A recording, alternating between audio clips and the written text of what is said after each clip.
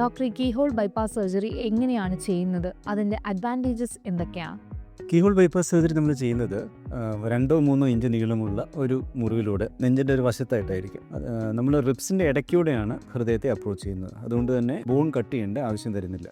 ഇതിൻ്റെ അഡ്വാൻറ്റേജ് എന്ന് വെച്ചാൽ ഇതിൽ ചെറിയ മുറിവായതുകൊണ്ട് പേഷ്യൻസിൻ്റെ റിക്കവറി മച്ച് ഫാസ്റ്റർ ആയിരിക്കും. 2-3 ആഴ്ചയ്ക്കുള്ളിൽ തന്നെ ഈവൻ കഠിനമായ ജോലികൾ പോലും ചെയ്യാവുന്ന ഒരു സിറ്റുവേഷനിലേക്ക് പേഷ്യൻസ് എത്തും. ചെറിയ മുറിവായതുകൊണ്ട് തന്നെ മുറിവ് ഇൻഫെക്റ്റ് ആകുന്നത് കൊണ്ടുള്ള കോംപ്ലിക്കേഷൻസും മറ്റും ഇതിൽ ഓപ്പൺ സർജറിയെ അപേക്ഷിച്ച് കുറവാണ്. ബ്ലഡ് ട്രാൻസ്ഫ്യൂഷൻ്റെ മറ്റും ആവശ്യവും കീഹോൾ ബൈപ്പാസിൽ കുറവാണ്.